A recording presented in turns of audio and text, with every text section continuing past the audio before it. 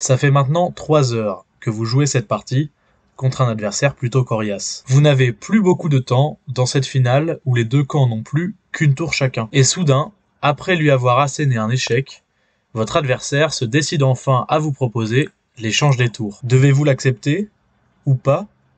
Quelle finale de pion est mieux pour vous? C'est ce que nous allons voir. En finale de pion, la clé, c'est le pion passé. C'est un pion qui n'a plus de pion adverse devant lui et qui a donc le chemin libre jusque la promotion. C'est une immense force, car celui-ci peut limiter les mouvements du roi adverse dans ce qu'on appelle le carré du pion. Voici une position où les blancs ont un pion passé en H5. Nous allons tracer un carré en prenant le pion comme coin inférieur droit. Et voici le carré du pion.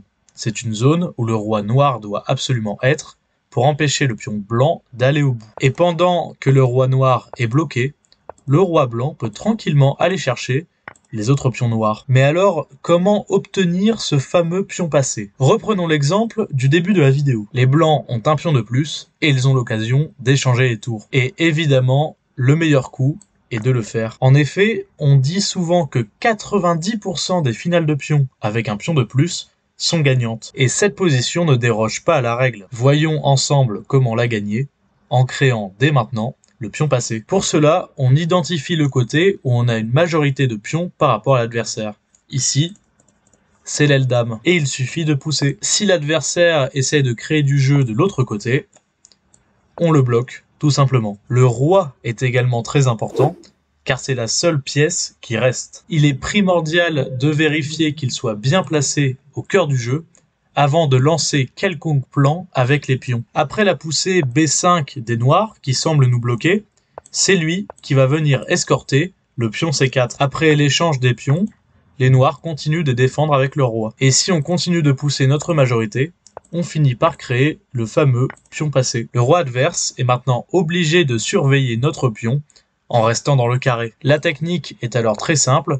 On va maintenant pousser notre pion au maximum vers l'avant, et puis on va l'abandonner pour aller chercher les autres pions de l'autre côté de l'échiquier. Le roi noir est maintenant beaucoup trop loin pour nous arrêter. Mais que se passe-t-il lorsqu'il n'y a plus de pions de l'autre côté de l'échiquier? Reprenons la même position, mais en laissant seulement un seul pion. Et cette fois-ci, la position est nulle. Les noirs peuvent défendre grâce à ce que l'on appelle l'opposition. Le roi noir reste en face du pion, et dès que le roi blanc vient se mettre à côté du pion, le roi noir se met en face du roi blanc. Les blancs ne peuvent donc pas passer, ils vont devoir pousser leur pion jusqu'au bout, ce qui va nous mener dans une situation de patte. Il existe aussi d'autres finales de ce type qui sont théoriquement nulles. Par exemple, la finale roi et pion de l'aile A ou H contre roi est nulle si le roi qui défend arrive à se mettre dans le coin. Les finales de pions ne sont pas les finales qu'on rencontre le plus souvent. Néanmoins, il est primordial de les connaître pour pouvoir échanger les pièces si l'on est sûr de gagner. Le pion de plus étant souvent un avantage décisif. L'objectif de ces finales est l'obtention d'un pion passé qui va permettre de limiter le roi adverse dans le carré du pion pour pouvoir tranquillement, avec son propre roi, aller chercher le reste des pions. Mais évidemment, il reste encore beaucoup de situations que je n'ai pas expliquées. Peut-être pour une prochaine vidéo.